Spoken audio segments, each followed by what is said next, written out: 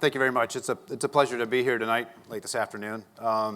Even though I run the platforms office at Darpa, I'm actually a sensor person at heart. That's how I got my start at the University of Rochester and West Point before that. In fact, as Don Riego would know, long time ago when I got a chance from the Army to go back to graduate school, being an armor officer, my conclusion was I wanted to go back and try and improve sighting systems and weapon systems for things like the Abrams tank at the time. And so that took me back into the EE domain and the sensor areas in particular. This evening what I'm here to talk to you about is what the platform office at Darpa is doing. Just to refresh everybody, there may be one or two folks out there that are not aware of Darpa's mission, but our job is to make pivotal early investments in advanced technologies. In the case of TTO, it's prototype platforms that can enable new capabilities, whether that's to prevent strategic surprise or enable it. As the revolutionary engine, so to speak, of the Department of Defense's research and development establishment, it's our job to look for high payoff, and we accept high risk in order to get that.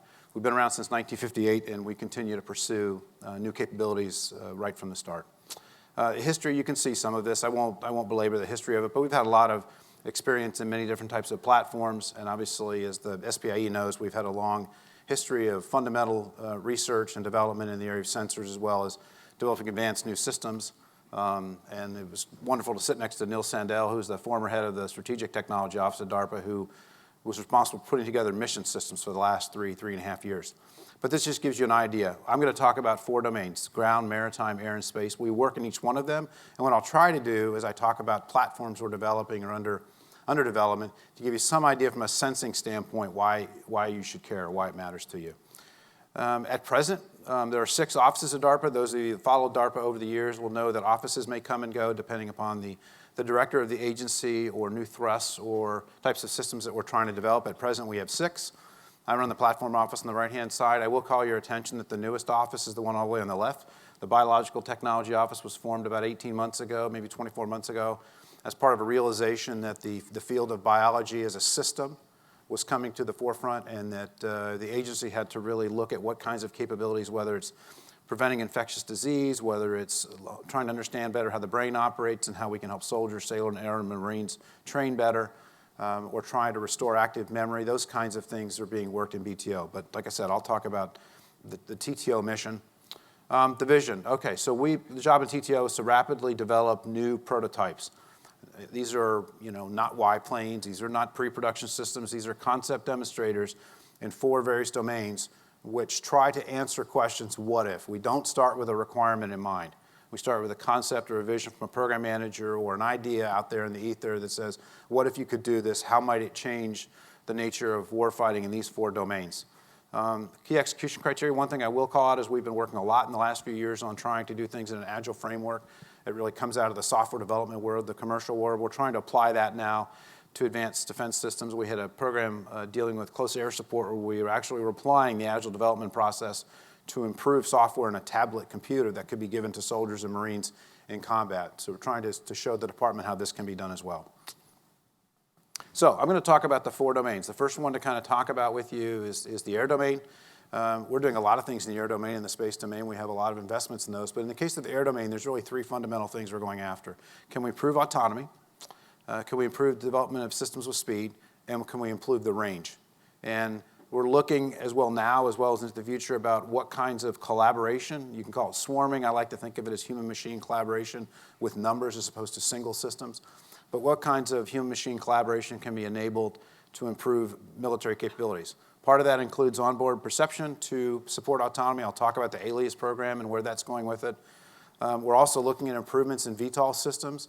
The Army and others have quite a bit of investments in vertical takeoff and landing systems in the area of platforms. What we're trying to do in the VTOL system is look at fundamental new constructs and systems and subsystems that can enable new concepts going forward in vertical takeoff and landing, and I'll talk about that. And last but not least, I'm not going to talk about it much because I don't think from a sensor standpoint it really is of relevance to you, but we're doing a lot of work in hypersonics because it's a necessary capability we want to go after. So Alias, aircrew labor in cockpit automation. This is not your mother or father's simple autopilot. The point here with Alias is, can we develop a drop-in cockpit automation system with a minimum amount of non-recurring engineering, think of a month, to overlay that into an existing platform, think of an existing helicopter or existing fixed-wing aircraft, and to allow that system to become autonomous with a high degree of autonomy, much more than simply an autopilot. Now, this matters to the department because there are a large number of platforms that if they could be made autonomous, they'd be wonderfully relevant and very helpful. From a technology standpoint, it's interesting because the autonomy and the perception, and that's where you ought to think about from a sensing standpoint, what kinds of sensors could improve the perception of the existing systems. When we went down to the aviation school at Fort Rucker, Alabama, the Army, and we started talking about this program, we thought they might find it interesting but might put it off.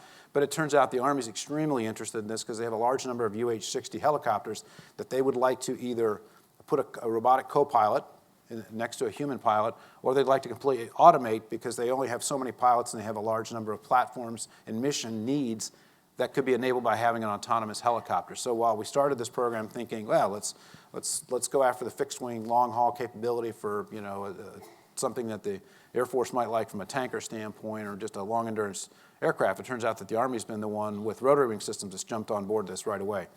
And so we've already in test flights flown essentially autonomous flights with a tablet computer with the program manager sitting in the cockpit, never having been a helicopter pilot before, yet showing that you can automate the functions. The other thing that the aviation school of the Army was very interested in was essentially overwatching pilots in training to understand everything they did from the standpoint of monitoring the state of all the gauges, monitoring everything the pilot did, monitoring communications, and doing all that in an overwatch configuration to apply a level of safety that they don't have today.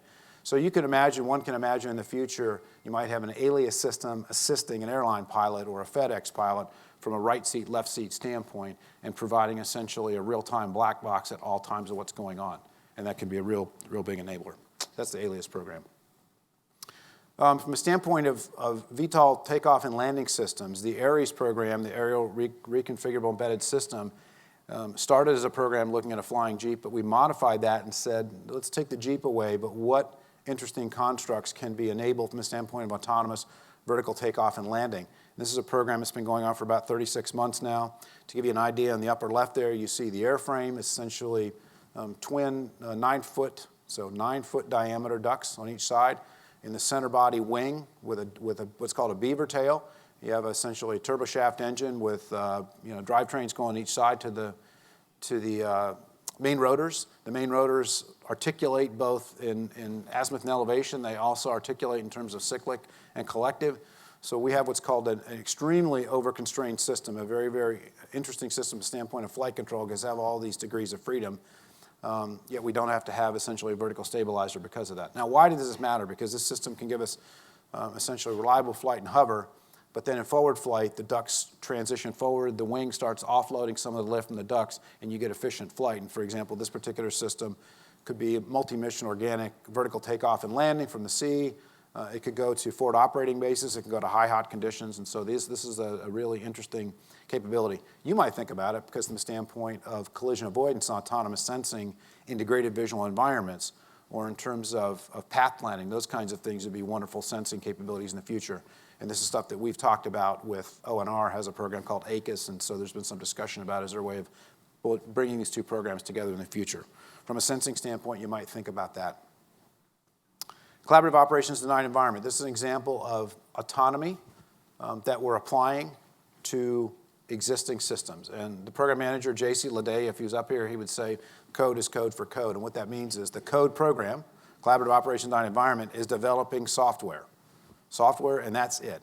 And so the premise of the program is to develop and demonstrate algorithms to enable operation of various systems. They could be aircraft, they could be missiles, they could be UAVs, operating collaboratively, but they weren't designed in advance to do that. So you essentially overlay software into the mission computers to allow these systems to operate in congested and contested environments. So when GPS is jammed or communications are jammed, and you as the human commander are not able to communicate with these systems at distance, do they continue to operate on their mission with the minimum degree of communications back to the mission command, but to allow them to collaborate and do that in a functional manner? So JC is developing software and overlaying these on open architectures for different potential missions for the Army, Navy, and the Air Force. Gremlins. Gremlins is a program, instead of looking at the software side of collaboration, now this is a platform look at collaboration. And the way to think about this is the military, for many, many years, has done a wonderful job of developing advanced missiles and bombs and what have you that execute missions that the military needs. The challenge is, in many combat situations, there's a range of trades of what you need in terms of reusability. In other words, you don't necessarily want overkill in the mission. You want to deliver the precise effect at the place and time that the mission command is asking for it. Well, what that means is, in many cases, systems are used that are essentially oversubscribed in terms of capabilities. In many cases, you'd like to have a large number of assets go out and conduct a mission. In this case, think of collaborating missiles. But you don't necessarily want to overuse them. If they're not used because the missile function's been used, you'd like to be able to retrieve them. Now, I'll be honest. So the way to think about this is a volley distribution of a number of assets that go out, and you'd like to be able to retrieve them at the end of the life if they were not expended in the case of the mission. And why this matters is, for many of these systems, the cost point is being driven by, not by the warhead, but by the sensors on board the missile or the UAV. You'll want to get them back. And you want to get them back in the air if possible. So that's the premise of the program, is volley distribution of a large number of UAVs or missiles in the air, and you retrieve a large number of them back in the air as well. There is a case economically that this was done before, and it was done during Vietnam with drones. In fact, drones and that sort of thing. And the Air Force used them, but they were not able to retrieve them in flight, so they would send out these drones to conduct missions. And then instead of bringing them back in the air, they'd bring them back in the water on the ground, and then they'd refurbish them. What we want to be able to do is prove that you can send them out, distribute a volley flight, they can conduct collaborative mission, and then come back at the end of flight and then retrieve them back in. So think of being able to deploy 4 to 6 in 30 minutes from a C-130, and then you bring them back in as well. From a standpoint of mission capability, I'm not going to get into the numbers here, but you can imagine mission-relevant distances actually determines the size of the airframe. So that we're not talking an airframe that's 2 or 3 inches. We're talking something that's substantial. From a standpoint of SPIE, you might think about this from the standpoint of, once the trade is enabled to deploy and retrieve these assets after the mission, then there's trades in the cost points from some of the sensing standpoint. So you can think about that. Vertical takeoff and landing, I think is the last program in the air domain I want to talk about, vertical takeoff and landing. This is fundamentally about looking at the new range of trades of vertical takeoff and landing systems. This is an X-plane. And the way I'll ask you to think about it is, on one hand of vertical takeoff and landing, you think about an open rotor helicopter. And on the other hand, you can think of the Harrier or maybe an F-35. Those are both vertical takeoff and landing systems, but they're optimized for fundamentally different things. The F-35 is obviously designed for high-speed forward flight to support Air Force and Navy applications. The helicopter is designed for takeoff and landing, hovering, and delivering to maybe remote austere locations. It turns out there's a range of trades in between in terms of capability and efficiency, hover, forward flight, and cruise, and the maximum payload. And so Ashish Bagai, the program manager, said he wanted to look at new concepts for how you might do it. An example of the performer going forward right now is in the upper right there. Aurora Flight Sciences essentially have ducted fans in an aft wing and ducted fans in the forward canard wing. So in the aft wings, there's 9 on each side, and the forward wing, there's 3 on each side. So you can imagine that you've got essentially, 24 ducted fans lifting this thing off the ground. They tilt in forward flight, and in this particular configuration, they give you efficient hover, high speed, well in excess of an open rotor system. The traditional limit of an open rotor system is something called retreating blade stall, and that's the reason is most helicopters don't go beyond about 180, 190 knots, and they never will. Well, if you want to have efficient capability in hover, but you want high-speed forward flight to get from one side of the battle space to the other, you need a new configuration. And so Ashish came up with this idea, and that's where we're proceeding with this. All right, I want to shift now and talk about space. The nature of issues in space and the congested, contested environment in space is one of the need for resilience. What the nation needs is affordable, routine access to space. You'd like to have aircraft-like operations. If you've ever taken off or landed from a traditional runway or an airport, you understand how efficiently operations are run. They're run that way from a consumer standpoint because they want to get you from point A to point B, hopefully without your luggage lost, and with a minimum of delay in the airport for weather or any other reason. Because of that, operations in aircraft are highly efficient. We want to get that way in space. So that instead of taking 6 months to 2 years to get a payload or a satellite in space, whether it's a military or commercial opportunity, you'd like to be able to do that very quickly, on demand essentially, if you will. You want to be able to keep the systems cost down at the same time. We're doing work, and I'm going to talk a little bit about geospace robotics to repair and assemble spacecraft in the geo environment. I'll talk about it at the end. That's an aspect of architectures that we're thinking about. And in all of these, we're trying to think, how can we disaggregate and simplify the architectures that we have in space? From a sensing standpoint, I can't stress this strongly enough. This may be one of the biggest benefits or areas to proceed in the future, because whether it's commercial or military, the ability to get more satellites and systems into space is going to open up architectures commercially and from the defense standpoint, where price points may come down, the amount of data goes up, and the effective utility to all citizens is a big, big deal.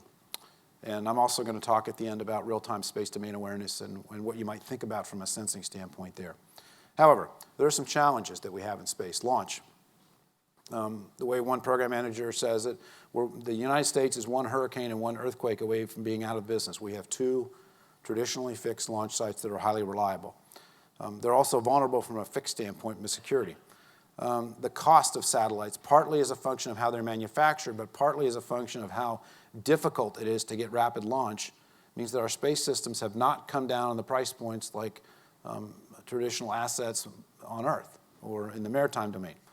And the last thing I want to point out from a standpoint of issues in space is space domain awareness, that the air traffic domain or the aviation domain or the surface domain, we understand and we can track assets quite well, whether it's cameras on the streets that follow cars going by, or whether it's the Federal Aviation Administration monitoring air traffic control going on. We understand all this in a real-time domain. We do not understand that in space in the same way.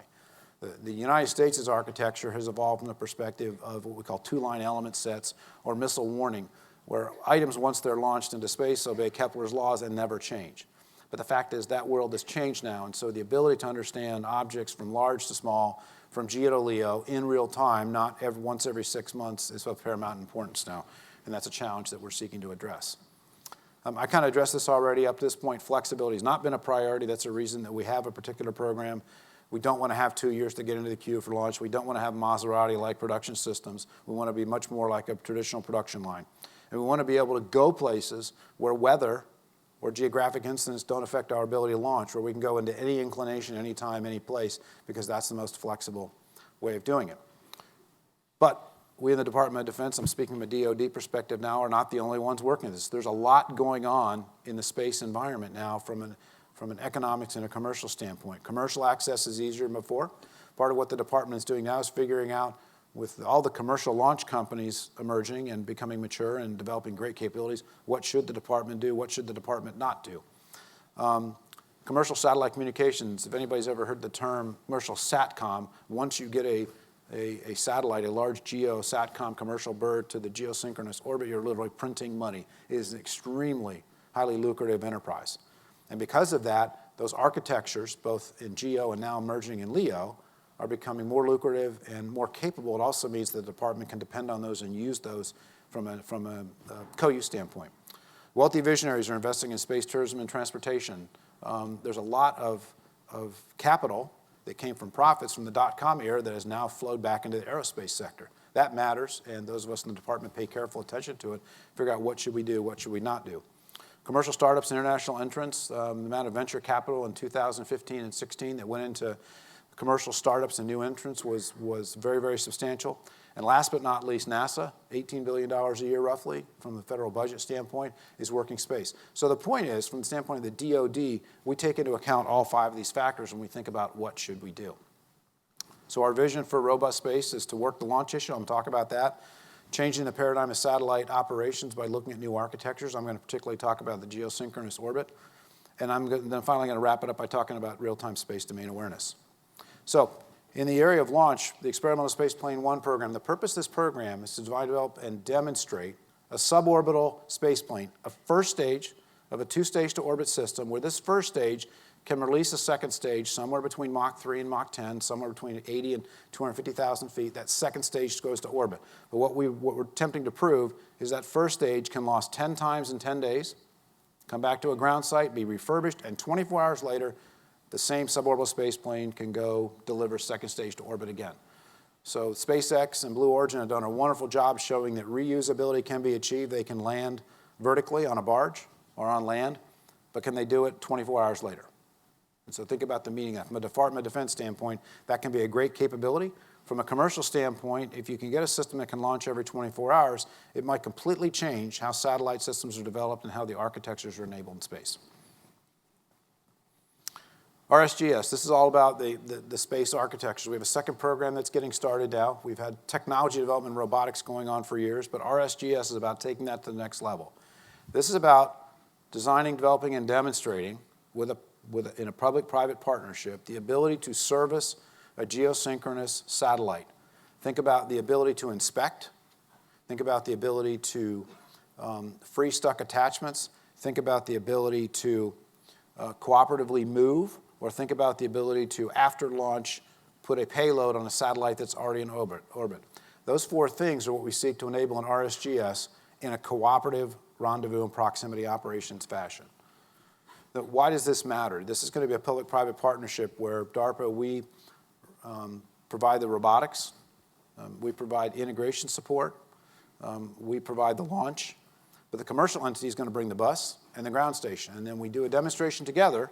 And at the end of roughly 6 months, the complete demo, then the asset is essentially transitioned over to that commercial organization, which can then use it to go out and generate revenue. Why would the department care about this? Because then we could come back later with a service level agreement and purchase services to service one of our satellites, inspect one of our satellites, cooperatively move one of our satellites, or potentially install an attachable payload on one of our satellites after the fact. And we think that if we can do this, then we'll be able to start considering the geosynchronous orbit in a more mature fashion, treating as an environment where once systems are launched, they never come down, which is in fact the case. Today, what happens at the end of life in a geo environment is the asset is moved from the regular geosynchronous orbit to the graveyard orbit, and there it stays for tens of millions of years. And our point is, why don't we start thinking about designing systems that operate for a long period of time? And one piece that you need to do that is you need a mechanic. And that's what this thing would be, a robotic mechanic, because it's too unsafe for humans to operate in the geo environment. Real-time space domain awareness, the Hallmark program, is named after a former DARPA program manager, Roger Hall, who passed away a few years back. This is about enabling real-time space domain awareness. The way the Air Force and others consider the environment today, it is now becoming a changing environment. But the tools, the techniques, the training environment, and the training of the airmen that operate the systems is not at the same level of readiness that other domains like the Combined Air Operations Center.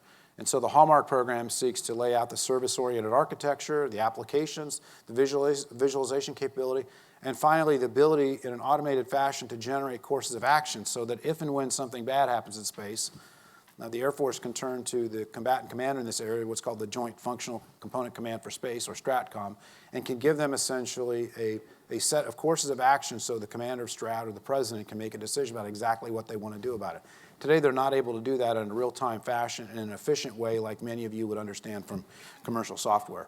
From the standpoint of sensing, you can imagine that space domain awareness sensors that you might develop on the ground or in space would be of huge value to Hallmark. And how you fuse all that data together would be of extreme value. And I think that's it. I have time for questions. Yeah.